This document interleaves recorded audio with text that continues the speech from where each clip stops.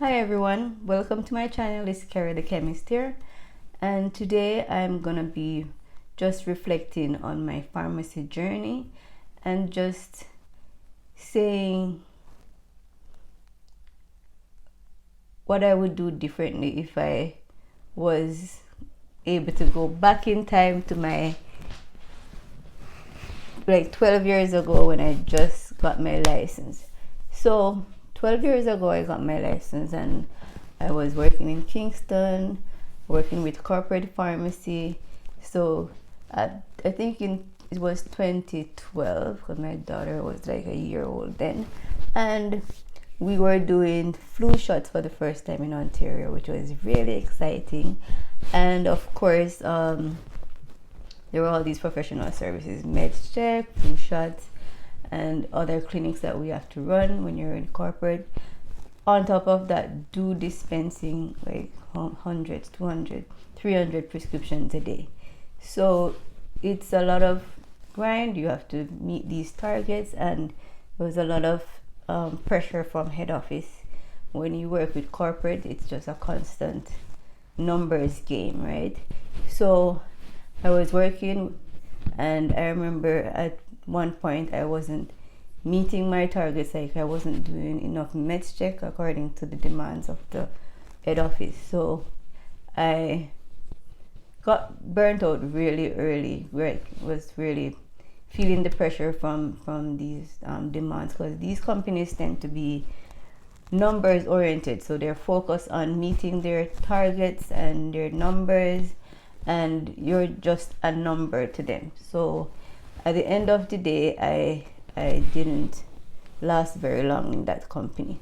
So I remember being asked to leave, and at that time I had just graduated, so I had my student loans, I had car notes because I just treated myself to a new car. So I had a car loan, I had 2 young children, and I have my husband studying online. So we were going through a tough, challenging time at that phase in my life, and I just look back now and say, what would I have done differently? Because when you have all these responsibilities and life takes a negative turn, right, it can cause a lot of mental issues. And I find that a lot of healthcare workers, we are very stressed, our jobs are very demanding, and we get burnt out really, really easily. So if you're going through that right now, I would like to just appeal to you to write it in the comments, reach out and let us discuss these things, because as healthcare workers I find that we don't connect. I'm not sure why, because we just work. We don't have like a social life. Well, let me speak for myself. I really don't have a social life, so there's nobody to really connect with and say this or this and kind of talk it through. So it would be good to get comments from other viewers who are going through the same situation. Okay, so I find that at that time I was like going through that, and then I started doing relief work. So I was doing relief work, going to different pharmacies in Ontario. I was living in Kingston at that time, so in that area I was relieving, and I was getting more experience, getting my networking together, and just spreading my wings and getting more informed of the pharmacy world. So I eventually got a job, a steady job, at an independent pharmacy, and I settled there and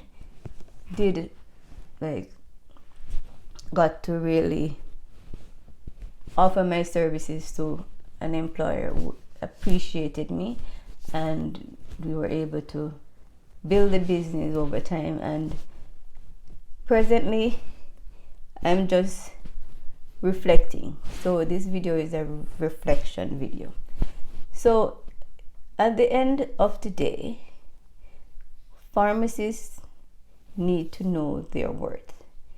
If we know our worth, then we are able to negotiate, to treat ourselves as not just a number, but pretty much be like, I am valuable, I have these skills and this knowledge, and this is what I'm worth. So when you get out of school and you start your career, there are just certain things that you need to do as foundation, so that 10 years down the road, 20 years down the road, you're not stuck in some job that you're not happy and you're not financially stable, so you can quit and move on with your life for your mental health. So one of the things that I would recommend doing when you just graduate from school is to establish like a routine. Like when you get your pay, you're going to make sure you pay yourself first. You need to pay your student loans. Do not get additional expenses that is going to throw you off your budget. Always have a budget, all right? Always pay yourself first. Always try to get more assets, less liabilities. So at that point in time when I bought my first car, I bought a brand new car.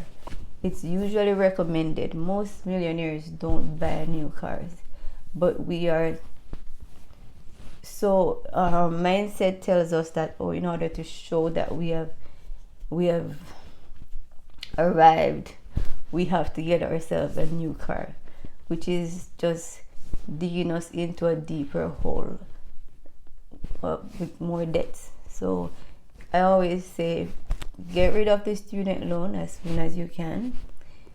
Do not get an expensive car. Just get a car that can take you from place to place. You want a reliable car, and you want something that won't break down on you. But at the end of the day, you don't need a brand new expensive car just to show that you have arrived, because you have to plan for your future self.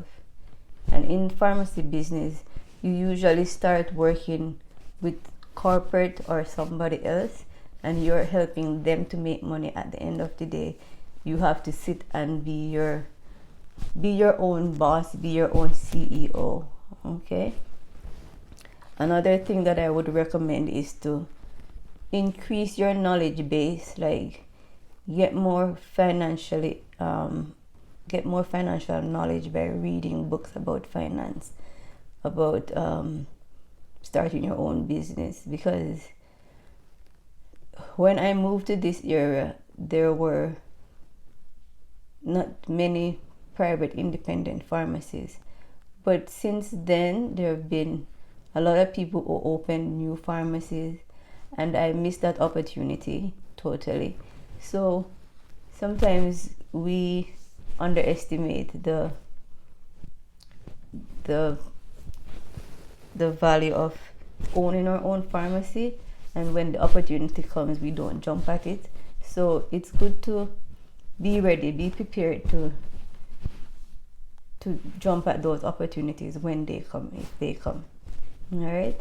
So guys, just make any comment write in the comment section if you have anything that you would like me to talk about in terms of pharmacy and how you can benefit from. Anyway, so let's talk about investing. So it's important at the end of the day that you're saving and also investing. So as I said, get educated, know how to invest, whether you want to invest in stocks, in houses, in education, but always be investing in some asset that will increase your return on investment down the road. Start your retirement plan, so your RRSPs in Canada, that's what we have, and then your tax-free savings account, you max those out. Make sure to open an RRSP because that helps with tax time immensely, because we are high income earners. It really helps when you have RRSP. So speak to your tax advisor about things like that, because that really helped me out when I have to do my taxes. My RRSP really makes a big difference. Okay. There is a term that I learned the other day and I love it.